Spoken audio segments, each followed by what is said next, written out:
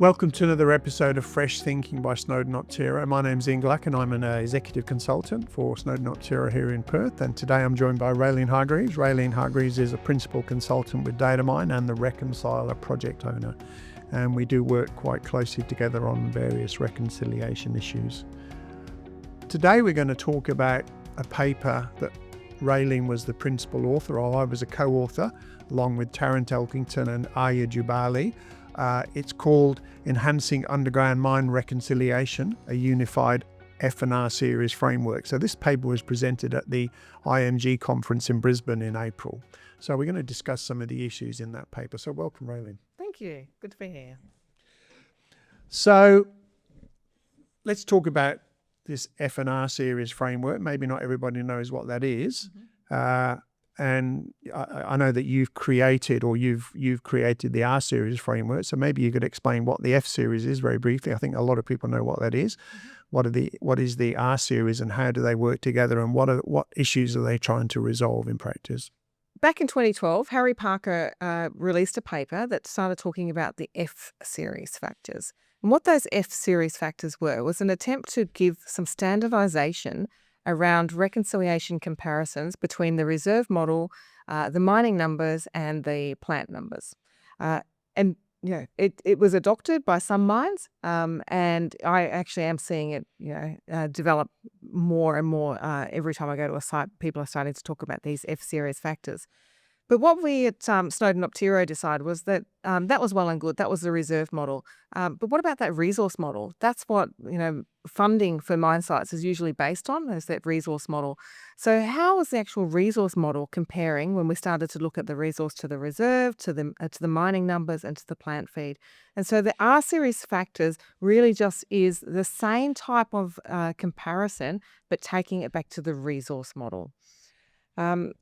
The separation of those factors and the ratios is where we delve into in the actual paper, and we look at that against Newmont mine Tanami in Northern Territory. So that was the basis of the paper, to actually look at how those R series factors had an impact on that mine.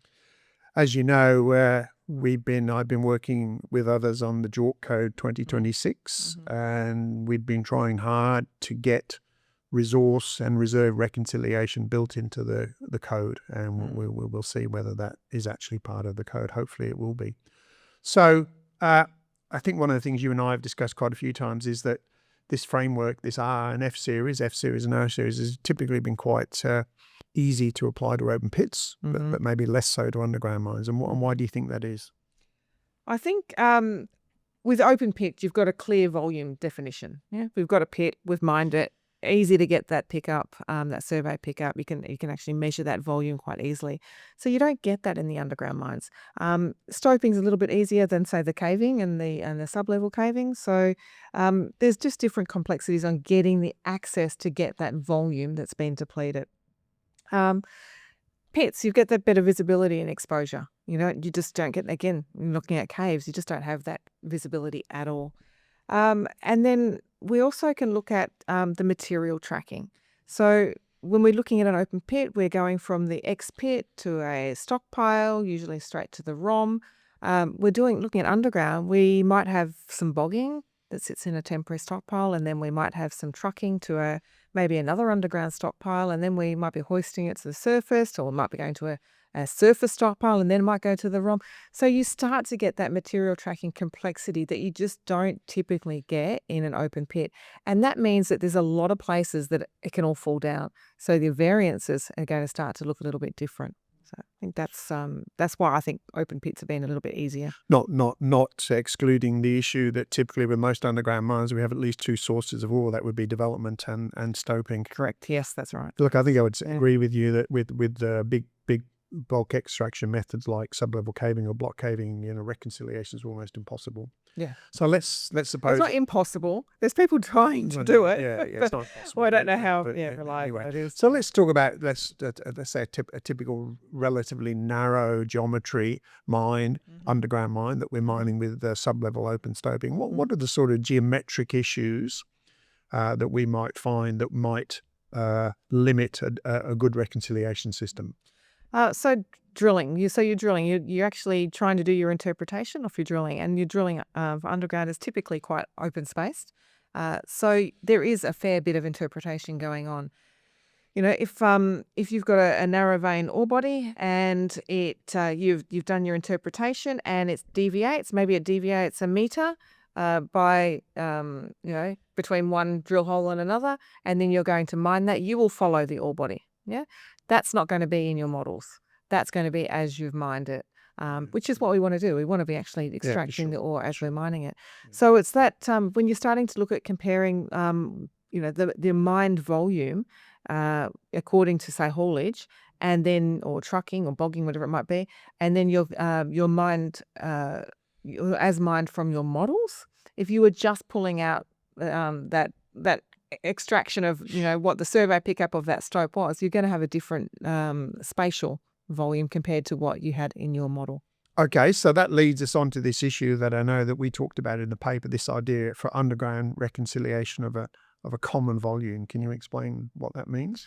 Yeah, so it's the way I like to think of it is you're comparing apples with apples rather than apples and oranges. So the scenario that I just talked about where we were mining and we followed the ore body and it sort of deviated from the original design, you are looking at an apple and an orange, let's say. Yeah, the apple was the model and the orange was what we've mined. If we put a common volume, so if we put a parameter around both of those areas, and so we're looking at the stope, and maybe I think we took it out by 10 meters on either side of that stope. We start to look at the same volume of tons of ore and waste in that volume, and so that's what we're comparing apples with apples then. And so we can use the material type still, but we can be bringing out the ore only and then the waste only, but the total volume will be the exact same in that area. Right. So are we talking about actually redefining the reconciliation units, for instance, at a stope? Is that one of the features of a system that you're proposing? It's not. I don't think it's redesigning it. I think it's just making sure that you're capturing all of the ore in that you may have mined that might have been outside design because you've actually had to go outside of design to capture it. Okay, so we talk in the paper, or you talk in the paper, about this case study from the Tanami, from Newmont Tanami operations, where you applied this common volume approach and generated these R factors. These are comparing the resource model with various things. I mean, what were the main findings and observations from that study? Yeah. So the Tanami was a great case study for us because they'd been doing their monthly reconciliation diligently over many years. So we were able to get trends in data. We were able to have access to that data. What we did was to actually take those models and do that common volume. So we sort of refactored a different volume shape rather than what the design was, what they'd been using in their reconciliation. So when we looked at the R series factor, because that was the purpose of the paper, is to actually have a look at these resource model and see how that resource model had been performing. And what we saw was that the R series showed there was high dilution at Tanami, but it was controlled. So they knew that they had to do that. They had to quantify it, and they were doing that really well. And it's also supported the confidence in the modifying factors that they'd been using between the resource and the reserve model. So it's just coming back to giving confidence in that resource model, which is what it's all about. If you haven't got confidence in the resource model, you're starting off on the wrong foot for the rest of the mine value chain and all of your reconciliation. So if someone's listening to this or watching this and they work on an underground mine and they're thinking, well, we want to think about this R factors and a common volume, what will that enable them to do that they possibly couldn't do before? Just to see those modifying factors between the resource model and the reserve model and how it's being applied. So the reserve model is often then generating some kind of mine design plan, mine design plan, and at every step there's modifying factors being applied. So if you give the plan as your reserve model, or they're generating the reserve model off the resource model, and the geologists are only responsible for the resource model, what was the impact of that of those modifying factors between those two models? And if you're not doing that comparison, you're unaware. And so I definitely see, and not just Tanami, but other mine sites around the world where they're not doing that comparison back to the resource model because it's too hard. That's usually the reason why. It's just too hard. It's too complicated. But this common volume, you're looking at the same cut perimeter on all of your models. It should make it easier. Yeah, what I would say is that at mine sites, you and I both know this, people tend to focus on the grade control model, which is important because the grade control model predicts what's going to be coming. But the fact is that, as you and I well know, the resource model and the reserve model is what is publicised, what goes to the market. Yeah. People make investment decisions for companies on the basis of the reserve and the resource model. So it's really important to reconcile that, to understand how it relates to the reserve model, so the modifying factors, which are very important, and how it ultimately relates to production. Because if your resource model isn't any good, then it ultimately affects the valuation of your company. So the performance of the resource model is important. At a local mine site, it's probably not so important as a grade control model, but from a macro, big picture corporate point of view, it is important. So what do you think the risks are if a company doesn't look at their resource model or their resource and reserve model reconciliations? I mean, what could they be missing out on? I just think the resource model, as the resource estimation team, is going off on their own wishful dream that this is what we've got in the ground, and there's no accountability for it, really. Yeah. We need to make sure that what is being mined is realistic and can be mined. And what are the modifying factors that you're having to use? You can have some huge modifying factors or you can have some minor ones. And if you're keeping a track on what those are, then you've got a better chance of actually meeting those. I guess, we talk about reporting through to the ASX or whatever it might be at any of the other stock exchanges. If you're able to actually have confidence that your resource model depletion is in line with what you're mining, you stand a much better chance of getting more money invested in you. Yeah, that's right. I mean, people ultimately do want to know how your resource and reserve models are manifesting themselves in terms of actual guidance and production, because, as I say, people do want to invest in your company, or hopefully you want people to invest in your company. That's right. It's just confidence in those models. So if a mine site wanted to improve how they apply reconciliation in an underground setting, what are the first things they should be looking at? Where should they start?